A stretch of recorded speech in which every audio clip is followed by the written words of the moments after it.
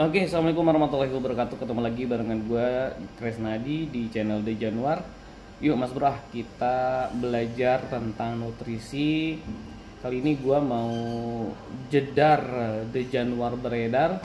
Kita akan pergi ke tempat ahli nutrisi. Yuk kita belajar bareng-bareng Mas Bro. Oke Mas Bro, kali ini gue mau ke tempat orang yang bisa menjelaskan tentang nutrisi ya, gitu daerah Cicadas. Yuk kita langsung ke tempatnya belajar.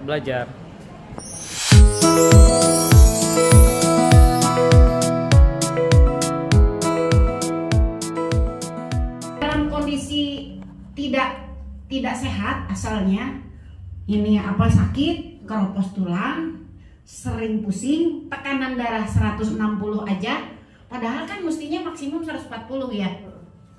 Dengan usia kepala 5, kepala 6 itu harusnya 140.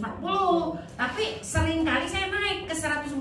Jadi betul-betul saya tidak sehat. Saya pengen sehat. Nah, kemudian juga malnutrisi. Yang namanya malnutrisi itu dulu kenalnya adalah kekurangan nutrisi. Tapi sekarang yang disebut malnutrisi itu adalah ketidakseimbangan nutrisi. Jadi nutrisi itu ya, nutrisi atau nutrien boleh ya, sekelompok orang bilangnya nutrien, yang lain bilangnya nutrisi ya. Nah, ternyata setelah saya baca buku yang mendukung mata kuliah saya biokimia, itu nutrisinya itu dibagi dua, mikro dan makro. Yang makro hanya 3 unsur, karbohidrat, protein, dan lemak. Kalau kita makan nasi dengan ayam goreng, nasi karbohidrat ya, kemudian ayamnya adalah protein, digoreng pakai minyak, itu lemak. Udah segitu. Sok mau makan apa? Pagi-pagi, lontong Padang, sama makronutrisi. Kupat tahu, sama makronutrisi. Nasi kuning, sama makronutrisi. Tetapi mikronutrisinya vitamin mineral ya. Vitamin mineral pada umumnya ada di sumber-sumber sayur dan buah ya. Tapi sayur dan buah itu sebaiknya tidak dipanaskan supaya struktur kimia dari vitamin itu tidak berubah. Begitu kena pemanasan kan posisi unsur-unsurnya berubah, fungsinya juga jadi berubah. Nah, kebanyakan orang di vitamin dan mineral itu selalu kekurangan. Dan kalau orang sudah berumur 40, 50, 60, kekurangannya itu 10 tahun, 20 tahun, 30 tahun. Saking lama kekurangannya, lebih banyak kondisi di dalam tubuhnya makin menurun gitu loh. Jadi konsepnya keseimbangan itu harus dipenuhi. Keseimbangan apa? Antara makronutrisi dan mikronutrisi. Nah, pemasukan mikronutrisi itu pada dasarnya harus dilakukan. Dilakukannya dengan cara apa? 1, bisa dimasukkan lewat mulut dalam bentuk suplemen. Biasanya dalam bentuk suplemen, bisa kapsul, bisa pil, bisa cairan. Contoh, orang luka-luka, harus minum gamat katanya. Sebetulnya gamat itu apa? Sumber protein rantai pendek untuk membangun sel-sel yang luka. Sel-sel yang putus-putus itu nyambung kembali, jaringannya jadi bagus lagi. Tapi walaupun demikian, di gamat itu ada banyaknya adalah makro, walaupun struktur protein rantai pendek. Dia akan bereaksi dengan baik kalau mikronutrisinya bagus. Contoh, sianidanya ada, vitamin B1 ya. Kemudian vitamin B12, kalau bahasa kimia cyanocobalaminum gitu loh. Itu dibutuhkannya sedikit sih, yang namanya mikro itu sedikit sekali. Vitamin D3 harus ada. Kemudian mineral mikro kayak seperti selenium harus ada. Kemudian Fe harus ada, walaupun sedikit ya. Bukan berarti besi dalam bentuk paku, tidak. Misalnya daun singkong itu kan ada Fe-nya. Misalnya, kalau misalnya sel darah merah itu di satu sel darah merah ada 4 atom Fe, maka atom-atom Fe ini di darah bergerak ke paru-paru, dia akan memegang oksigen, dia membentuk ikatan dengan oksigen sehingga oksigen bisa dibawa, diedarkan, masukin ke sel-sel, terjadilah pernapasan di dalam sel. Nah kayak gitu. Jadi vitamin dan mineral itu tidak boleh kurang, dan jenis vitamin mineral tentu saja banyak ya. Ada juga beberapa senyawa yang mikro tetapi tidak termasuk vitamin mineral, misalnya antosianin, zat warna merah di dalam bit atau di dalam apa namanya buah naga merah. Nah itu kan ada, misalnya di biji buah apa tuh yang manggis ya. Jadi kulit manggis itu kan juga sumber antioksidan. Dia ada zat warna merah alami yang berfungsi sebagai anti radang, kemudian dan sebagainya, banyak. Tapi walaupun tidak termasuk vitamin mineral, jadi ada vitamin, ada mineral, ada senyawa-senyawa tertentu yang termasuk mikro, itu kita butuh. Nah, supaya kita sehat, kebutuhan itu harus dicukupi. Kalau dicukupinya dengan apa? Maka kita ambil sumber-sumbernya itu, lalu pada umumnya di tahap awal dikonsumsi. Ya, dikonsumsi dengan dasar pencernaan kita bagus agar bisa diserap di angka 30% penyerapan. Buktinya apa? Buktinya tidak sampai 30%, bisa jadi cuma 10%. Seperti orang makan gamat usianya sudah di umur 60, itu paling banter itu di 1%. Makanya susah sembuh. Begitu makin tua makin susah untuk sembuh karena dimasukkan lewat mulut. Kalau lewat mulut diserapnya sedikit sekali, pencernaannya sudah keras. Jadi ada saluran pembuluh darah, kemudian ada saluran pencernaan, di situ bubur-bubur dari saripati makanan itu dililit sama pembuluh darah kecil, diambil, dan kalau sudah pembuluh darah yang melilit kecilnya itu sudah keras, menyerapnya susah gitu loh. Nah, maka ada teknik yang kedua. Teknik yang kedua, sumber daripada mikronutrisi itu diekstraksi di luar tubuh, kemudian dibuat kondisi cair, ya, dibuat satu sediaan yang cair yang bisa diinfuskan ke pembuluh darah.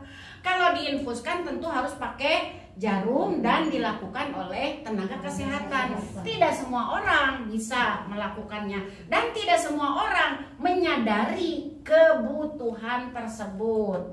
Jadi pada umumnya nggak butuh gitu, nggak tahu, nggak ngerti gitu. Ya sudah. Jadi orang itu yang tadinya sehat-sehat kemudian jadi diabetes tipe 2 lah, jadi stroke lah, jadi syaraf kejepit lah, jadi sering puyeng-puyeng lah, jadi dan sebagainya gitu. Kemudian keropos tulang, terutama keropos tulang itu di wanita, karena wanita melahirkan.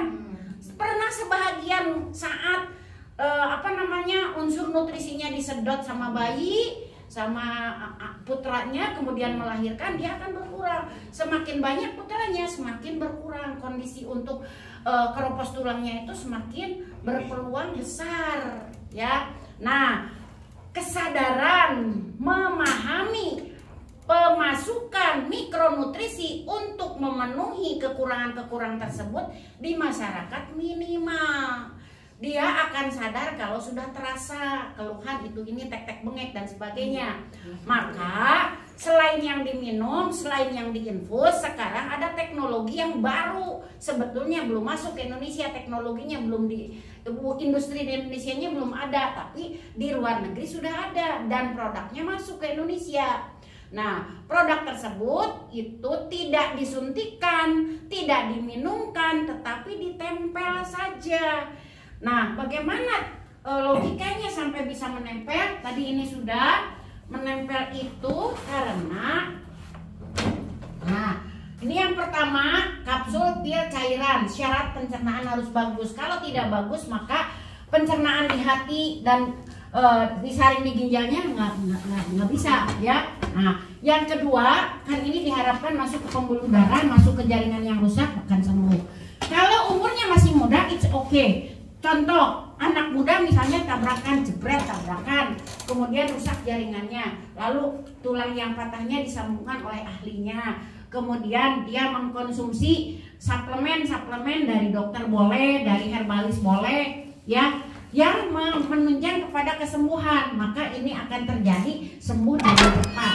Yang kedua adalah sumber suplemen herbal non herbal ini diekstraksi di luar tubuh. Di mana? Di mesin. Nah, diambil zat aktifnya saja, dibuat kemasan cair, ya, infus teh geningan, di botol-botol. Nah, diinfuskan oleh tenaga kesehatan, masuk ke pembuluh darah menggunakan jarum, ya, ditetes demi tetes. Kalau dia harus masuknya 6 botol, per botol 3 jam, berarti 6 kali 3 jam. Nah, segitu 18 jam. Wah, enak cicing weh, temenang ke Mama Nadir, rumah sakit tentunya.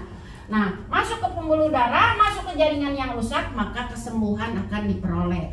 Ini tidak bisa dilakukan oleh sembarang orang, tidak menimbulkan edukasi, tidak menimbulkan pemahaman, tidak menimbulkan kesadaran bahwa bukan orang sakit saja yang membutuhkan mikronutrisi. Sebetulnya yang belum sakit pun membutuhkan mikronutrisi agar kita itu sehat terus gitu loh, ya.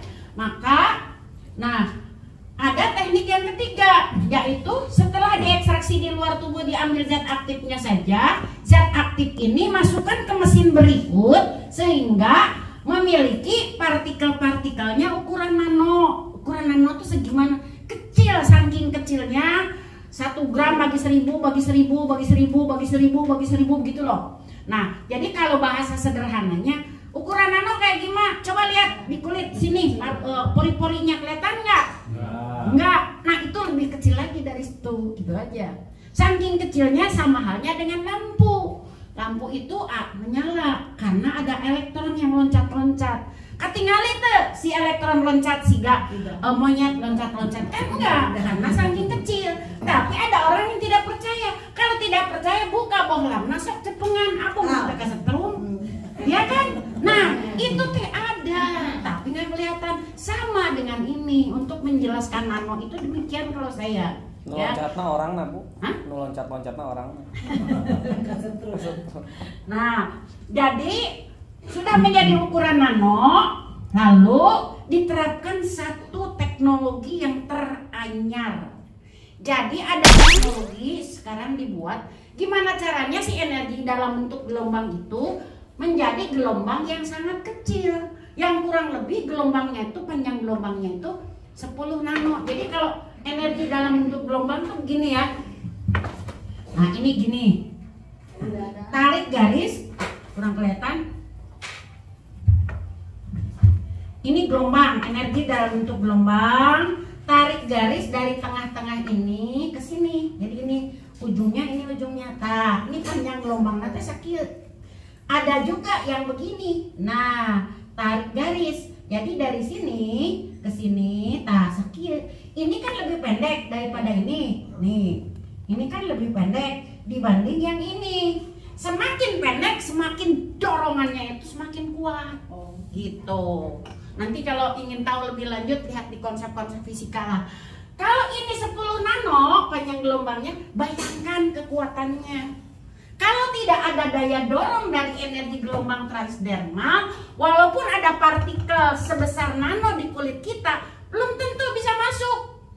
Coba kalau kita berendam, ya, berenang 1 jam, emangnya amun cengket orang juga balon cair masuk, karena di kulit juga punya daya tahan tolak gitu loh. Nah, supaya tidak memiliki tolak dan bisa masuk, maka terapkan energi gelombang transdermal, ya. Jadi teknologinya itu di sini.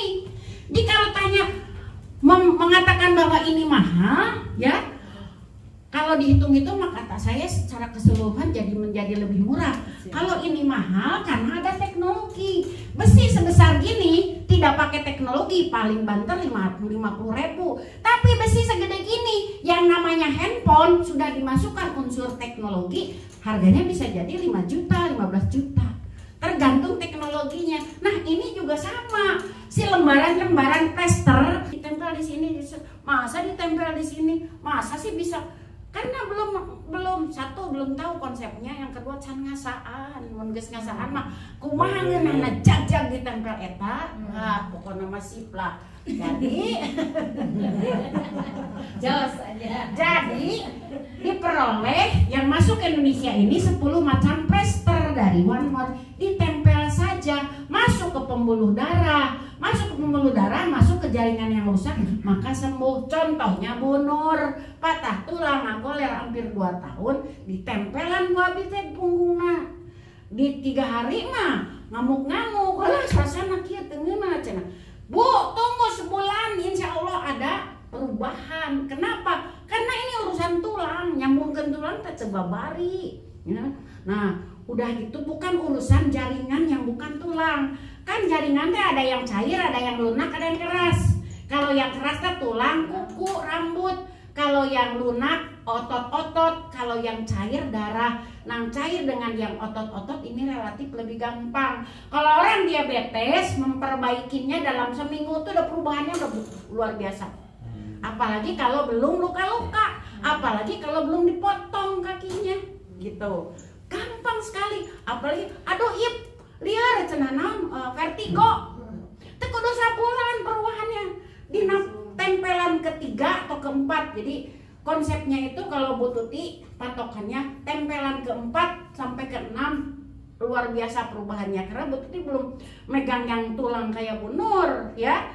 Jadi jaringan yang diperbaikinya. Nah, jadi unsur apa dulu yang diperbaiki? Kalau unsur cair lebih cepat, kalau unsur jaringan tidak keras lebih cepat, kalau tulang lebih lama. Saya bilang, Bu, antosan sebulan. Kalau sebulan sekali tempel 3 hari, berarti sebulan 30 kali tempel, tidak henti, terus dimasukin. Ibaratnya teh diinfus we sabulan.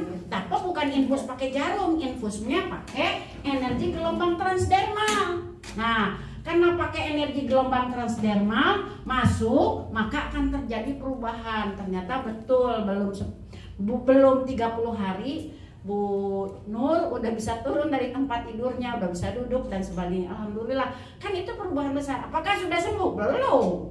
Tapi perubahan besar sudah dirasakan. Apalagi kalau misalnya yang diabetes kan leles, mau diabetes mah leles, cicing, weh.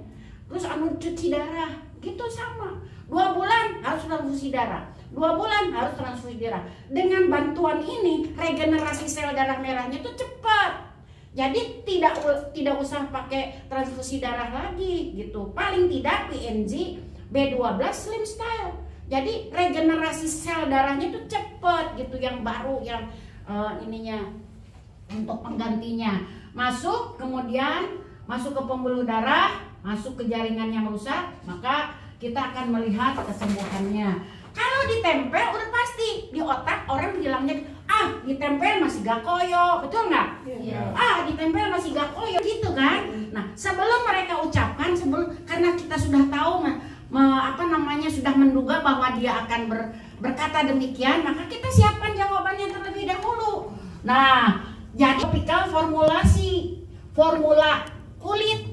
Bisa salep, bisa krem, bisa koyo. Maka dia akan ditempelkan terasa panas karena ini kulit dari sini ke sini. Ini sudah mulai jaringan dari kulit di sini. Kulit dibagi 2, kulit bagian luar, kulit bagian dalam.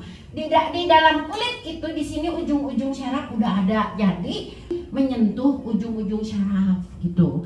Nah, sedangkan produk One More yang menggunakan teknologi transdermal tadi, kalau kita besarkan ya, walaupun kenyataannya tipis, itu di bagian paling bawah itu kumpulan zat aktif berukuran nano tadi. Yang kedua adalah lapisan energi gelombang transdermalnya, dan yang ketiga adalah pelindungnya yang kita bisa baca one more itu loh ya. Jadi begitu ditempel, zat aktifnya itu akan turun terus. Ini tentu saja ini gambarnya diperbesar terus masuk, sebenarnya tidak langsung ke pembuluh darah besar. Di sini ada pembuluh darah yang kecil-kecil dulu, masuknya ke situ, baru nanti ngumpul di pembuluh darah yang besar gitu. Nah, persoalannya nanti produknya apa aja, Bu? Nah, itu bagian Bu Nur gitu. Jadi ini logika produknya. Jadi kalau kita kekurangan vitamin B1, B3, B6, B12, vitamin C, vitamin E, ada tempelan yang mengandung vitamin itu. Kalau misalnya kita kekurangan vitamin D3, kekurangan vitamin K, kekurangan magnesium, ada tempelannya yang mengandung itu. Jadi kondisi orang itu apa, kekurangan mikronutrisinya apa, maka di tempelnya pilih apa, berapa banyak. Karena untuk sembuh, satu harus cukup dosis, dua harus cukup jenis.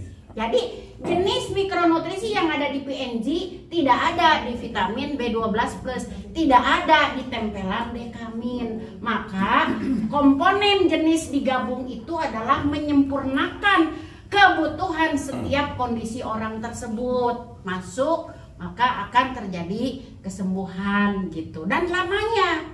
Jadi ada yang lamanya butuh 4 kali penempelan. Kalau 4 kali penempelan ya 12 hari. Ada yang butuh 6 kali penempelan, kondisi jauh lebih baik. Ada yang butuh sebulan, ada yang butuh misalnya struknya bertahun, berapa tahun.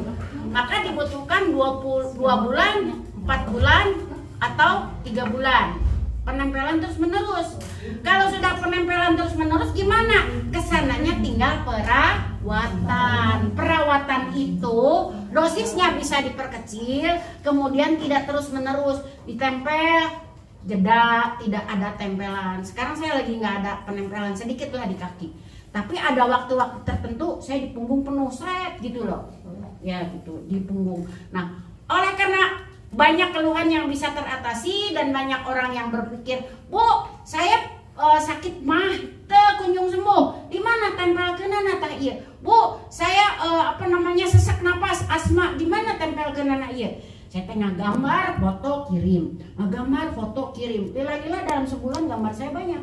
Maka saya kumpulin di buku titik tempel itu, gitu loh. Dan selalu dikontrol. Ini sembuh nggak dalam 3 hari? Sembuh Bu, gini. Ini sembuh nggak dalam dan gitu ya. Jadi itu yang yang bisa saya bagikan kepada ibu bapak semuanya, bahwa terutama mengatasi malnutrisi bukan berarti kurang nutrisinya, tetapi ketidakseimbangan nutrisi. Karena ketidakseimbangan itu diakibatkan bisa jadi makronutrisi dalam bentuk karbohidrat rantai panjang berlebih, karbohidrat rantai pendek atau karbohidrat serat kurang. Itu ketidakseimbangan. Bisa jadi lemak kolesterol berlebih, lemak dari omega 3 kurang. Padahal lemak omega 3 itu bisa sedikit mengurai lemak yang menggumpal di suhu tubuh kita, ya.